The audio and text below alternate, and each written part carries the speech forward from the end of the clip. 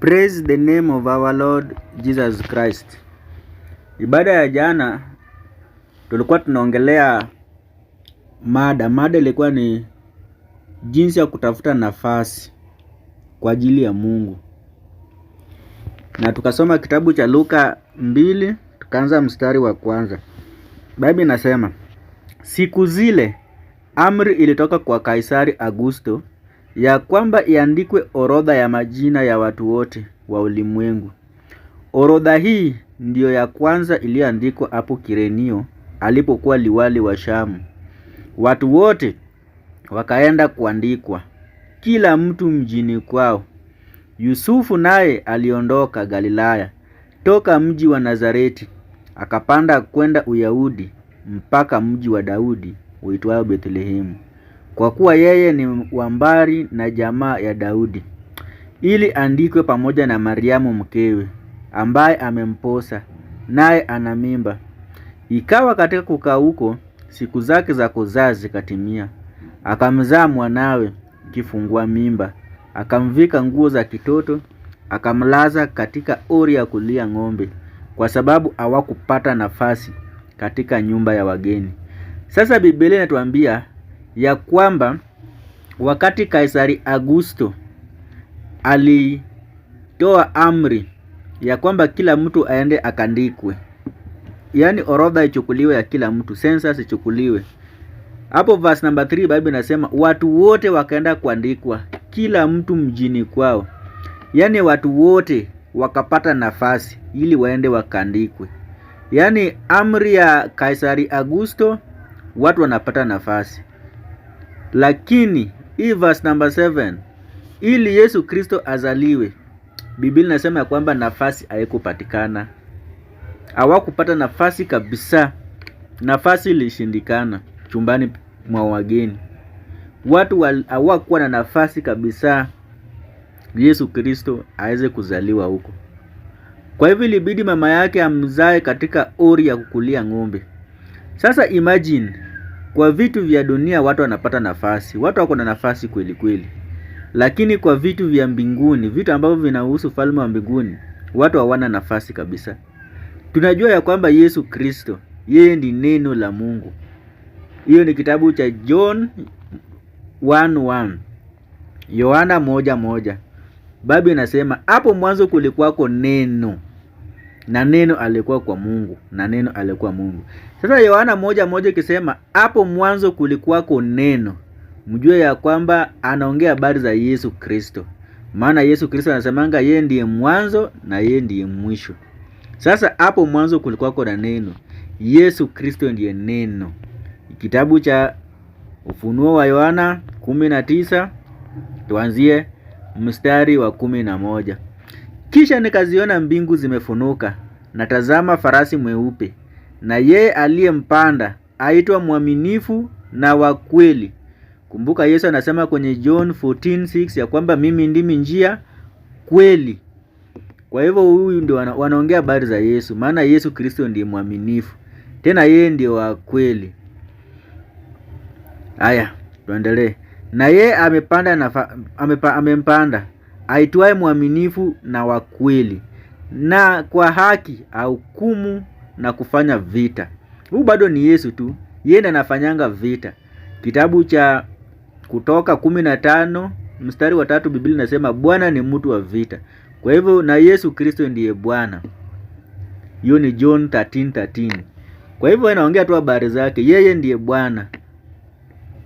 Kwa hivyo Biblia inasema kwamba na kufanya vita.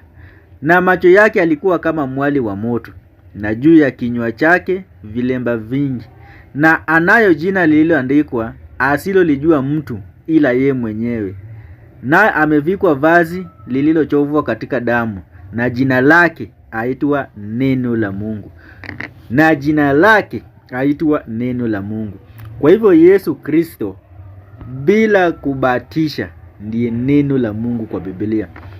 Sasa imagine, watu hawakuwa na nafasi kwa neno la Mungu. Hawana nafasi na neno la Mungu kama vile ilivyo saizi. Watu hawana nafasi kabisa na neno la Mungu. Lakini kwa vitu vya kidunia wanapata nafasi kweli kweli. Lakini watu wakiitwa, kujeni tuhubiri Injili, twendeni kanisa, tukesheni, tusomeni Biblia, watu hawana nafasi katika mambo hayo tu. Hawana. Saizi hata ukiuliza mtu, unapata mtu siku mzima hajawahi soma Biblia. Yaani Biblia inafunguanga tu Sunday peke yake ama Saturday peke yake wakati anaenda kanisa. Hizo siku zingine 6 hajawahi fungua Biblia. Anaanga nafasi, aombi, asomi Biblia, afundishi neno. Ana nafasi kabisa na mambo ya Mungu. Lakini shughuli za dunia ako na nafasi tena, ako busy kabisa. Achelewi kazi na akosi kazi. Akosi kutafuta riziki. Yaani anashughulika vilivyo. Ako na nafasi kwa hizo vitu zote. Ako na nafasi ya kupeleka bibi yake out, watoto wake out, wajivinjari. Wako nayo nafasi. Lakini nafasi ile ya kupatikana ili watu wajikusanye tu wasikie neno la Mungu, hiyo nafasi watu hawana. Hawana kabisa. Hata wengine wanaenda kwa makanisa wanasema, Mungu ukinibariki nitakuwa nakutumikia. Lakini wakati ambapo sasa wanapewa mahitaji yao, wanapotea kabisa kwa kanisa waonekane. Nafasi inakosekana kabisa. Mpaka mchungaji anawapigia simu, brother fulani aliendanga wapi? Akipigiwa simu nasema, bana niko busy, pastor niko busy. Sasa ni shughuli za dunia zimeweka busy. Lakini kwa mambo ya Mungu watu hawana nafasi.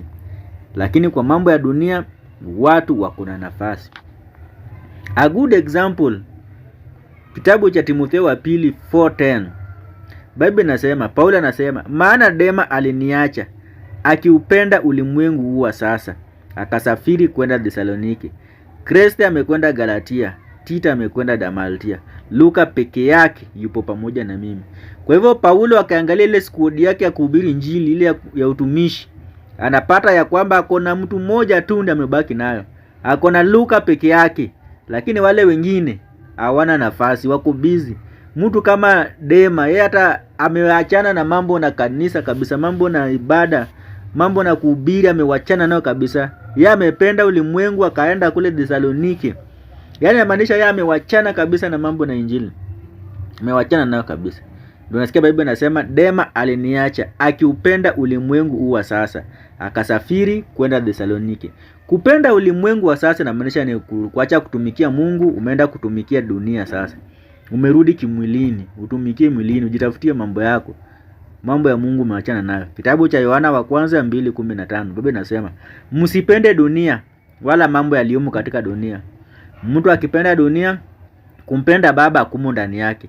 Maana kilichomo duniani, yani tamaa ya mwili, tamaa ya macho, kiburi cha uzima, havitokani na Baba, bali vyatokana na dunia. Na dunia inapita pamoja na tamaa zake, bali yeye afanyaye mapenzi ya Mungu adumu milele. Kwa hivyo Dema aliwacha kufanya mapenzi ya Mungu kabisa. Yeye ameenda kwa dunia tena. Sasa amewachana na kina Paulo sasa. Yeye amerudi kwa dunia. Na Biblia inasema kile kitu ambacho kiko kwa hii dunia, number 1, tamaa ya mwili. Number 2, tamaa ya macho. Number 3, kiburi cha uzima. Hizo vita zitokane na Baba, zinatokana na dunia na zinapita. Kwa hivyo Dema kawacha Injili, akarudi kwa dunia, akarudi kwa tamaa tena, akarudi kimwili. Yaani nafasi ya kutumikia Mungu akakosa kabisa, akawachana nayo kabisa. Akakosana, yaani akaacha kabisa. Akarudi kutumikia dunia tena. Amewacha kutumikia Mungu. Kama vile tena Biblia inatuambia kitabu cha Mathayo 13:22. Mathayo 13:22. Hii ni ile ya the parable of the sower, mpanzi.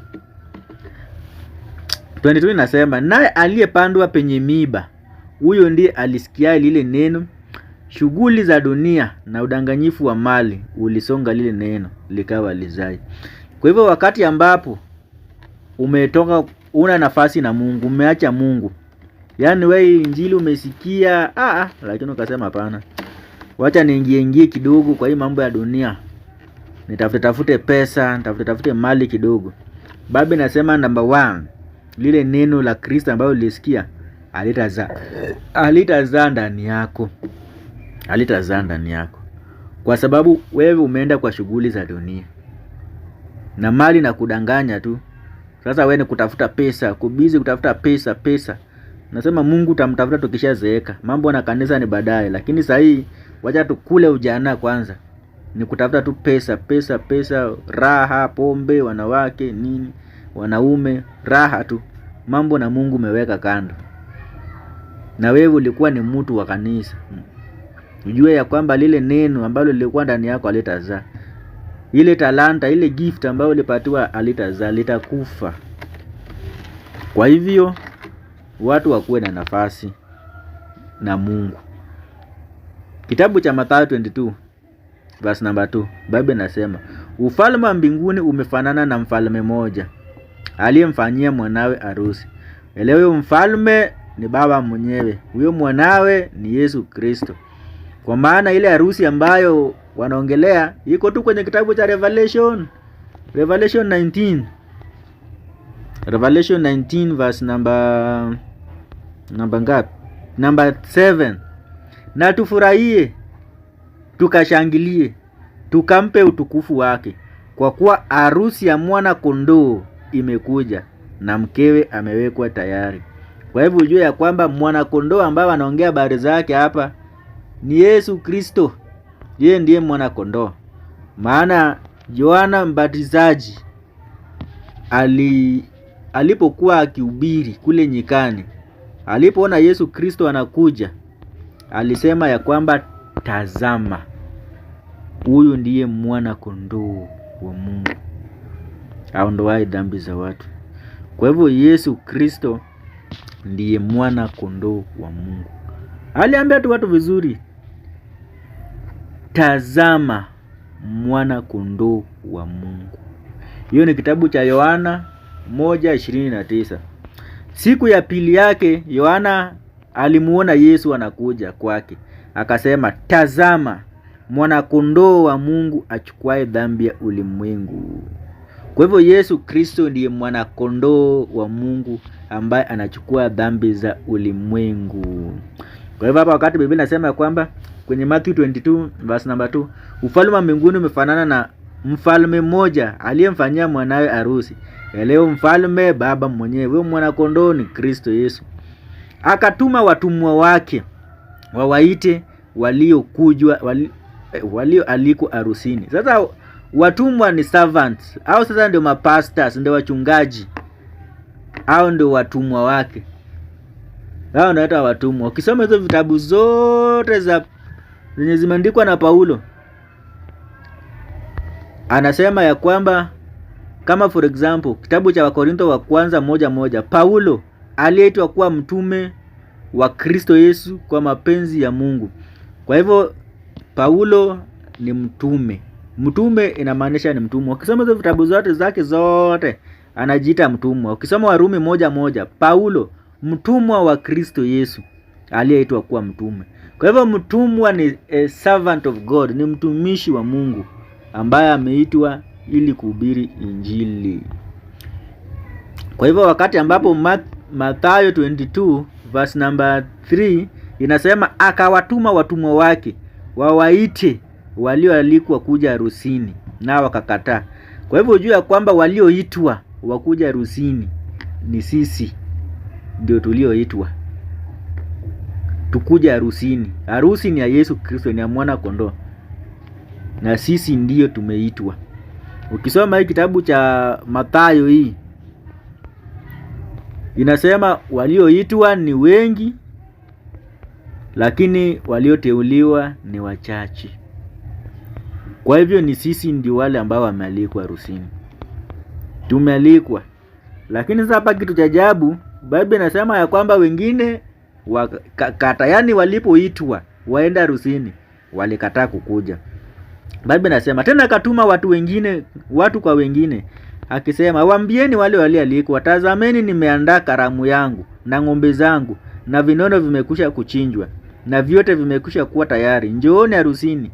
Lakini hawakujali, wakaenda zao, mmoja shambani kwake, mmoja kwa biashara yake. Waliosalia wakakamata watumwa wake, wakawatendea jeuri na kuwaua. Sasa watu hawana nafasi na Mungu. Watu wengi sana hawana nafasi na Mungu. Wako busy kwa mambo yao. Kama hapa watu wameitwa harusini wakakataa. Wengine wameitwa wameenda biashara zao. Mwingine ameenda kwa shamba, mwingine ameenda kwa biashara, na wengine wakapiga hao watumishi wa Mungu na kuwaua. Sasa that is how serious is it. Yaani watu hawana nafasi na Mungu. Hawana nafasi. Na tunaonywa sana kitabu cha Mhubiri 12:1. Mkumbukeni muumba wako katika siku za ujana wako, kabla hazijaja siku zilizo mbaya, wala haijakaribia miaka utakaposema sina furaha katika hiyo. Kwa hivyo ujue ya kwamba hii nafasi ambayo tuko nayo sasa, hii ambayo tunaiona, hii ndio nafasi ambayo tunaweza tukamtumikia Mungu. Hii ndio nafasi imepatikana saa hizi ya kuweza kumtumikia Mungu. Ujue ya kwamba siku inakuja ambapo hii nafasi haitakuwa. Hii nafasi haitakuwa. Sasa kwa wale ambao nasemanga sijui ataokoka kesho nini, hapana. Nafasi ambayo iko available ni sasa. Saa hizi ndio nafasi ambayo iko available. Hakuna nafasi nyingine.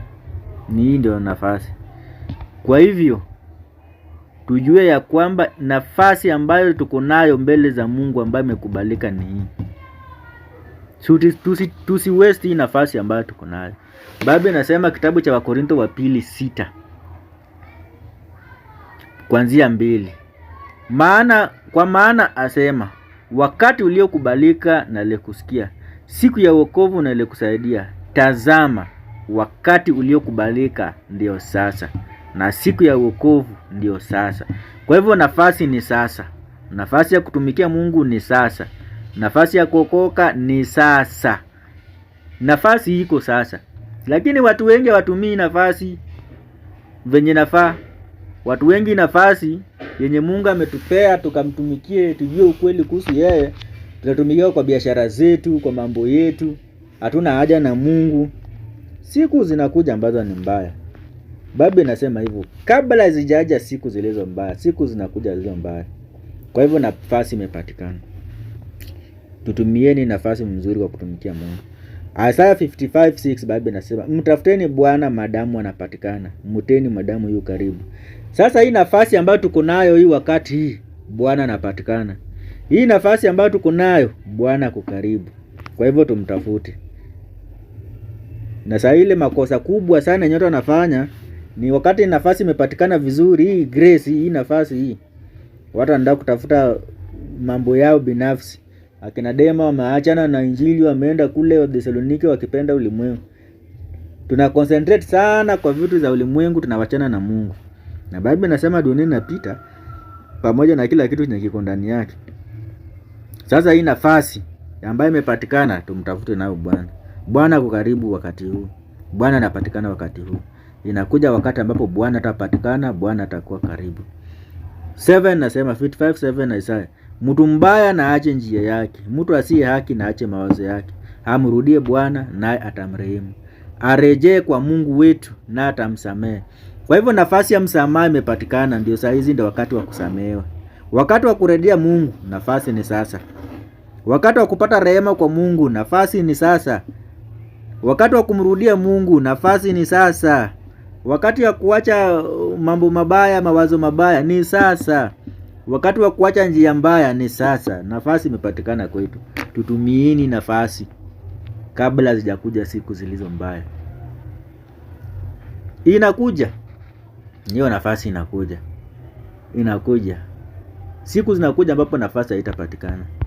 Haitapatikana kabisa.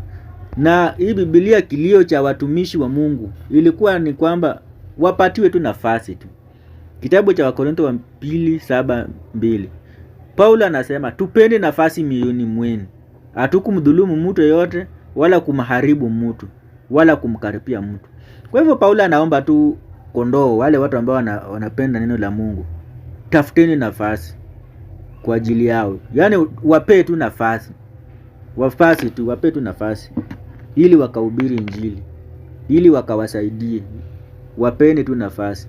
Wanasema hawaharibu watu. Watumishi wa Mungu hawaharibu watu. Wapeni tu nafasi katika maisha yenu. Be available kusikia Injili. Be available kwenda kanisa. Be available kusoma Biblia. Be available kwa maombi.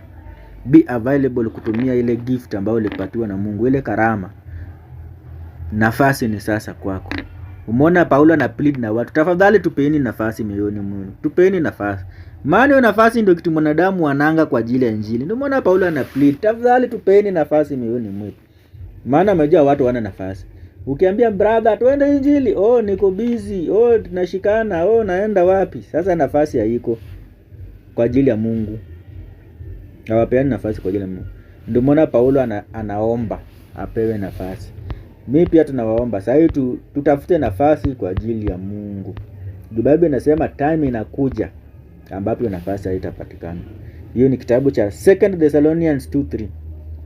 Don't let anyone deceive you in any way, for that day will not come until the rebellion occurs and the man of the lawlessness is revealed. Kwa hivyo chenye inafanyika saa hizi ni rebellion. Rebellion inafanyika saa hizi. Watu hawataki kusikia mambo na Mungu. Mungu anasema hivi, watu wanafanya vile. Mungu anasema msifanye hivi, watu wanafanya hivyo. Mungu anasema fanyeni hivi, watu wafanye hivyo. Hiyo inaitwa rebellion. Hiyo inaendelea saa hizi. Lakini Biblia inasema siku inakuja ambapo the man of the lawlessness will be revealed, the man doomed to destruction. He will oppose and exalt himself over everything that is called God or worshipped, so that he sets himself up in God's temple, proclaiming himself to be God. The man of the lawlessness is the devil himself. Yani yule mtu ambaye the lawlessness, yani lawlessness inamaanisha yeye kwanza ni mpinga Kristo, because Christ is the law of God. Kwa wale ambao wajui, ngoja tueleze kidogo hii mambo na lawlessness hii. Watu wanafikirianga wajuangi mambo na lawlessness inamaanisha nini. Lawlessness, kitabu cha Romans 8 verse number 1. Romans 8 number 1. Romans 8 number 1. Romans 8 number 1. 8 number 2. Bible inasema because through Christ Jesus the law of the Spirit who gives life has set you free from the law of sin and death. Kwa hivyo Bible inasema through Christ the law of the Spirit. Kwa hivyo Christ is the law of the Spirit. Ukisikia Christ is the law of the Spirit, elewa ya kwamba God ndio anaitwa the Spirit. God ndio the Spirit. Hiyo ni John 4:25. John 4:25. John 4:25. John 4:20. John 4:24. Not John 4:24. The Bible says God is spirit, and his worshippers must worship him in the spirit and truth. Kwa hivyo Bible inasema God is spirit, na Bible inasema kwamba Christ is the law of the Spirit. Kwa hivyo Christ is the law of God. And now the Bible says that the man of lawlessness will be revealed. Huo sasa ni yule the devil himself, yule ambaye anapinga Kristo kweli kweli. The lawlessness, yeye mambo na the law atambui, the law of God yeye atambui, yeye ana law, is the lawlessness. He will oppose and exalt himself over everything that is called God or is worshipped, so that he sets himself up in God's temple, proclaiming himself to be God. Number 5. Don't you remember that when I was with you, I used to tell you these things, and now you know what is holding him back. It is the Spirit of the Lord that is holding him back, so that he may be revealed at a proper time. So now that the man of lawlessness will be revealed at a proper time. But for now, the Spirit of the Lord is holding him back, so that this chance that God has created, we may use it wisely to seek his guidance, to worship him, to know him, to pray, to read the Bible. That is what the man of the lawlessness is still being held. 7 nasema, for the secret power of the lawlessness is already at work. We know that the powers of the devils are at work now in the world. But the one who holds it back will continue to do so till he is taken out of the way. Now know that it will reach a time when the Spirit of the Lord will be taken away.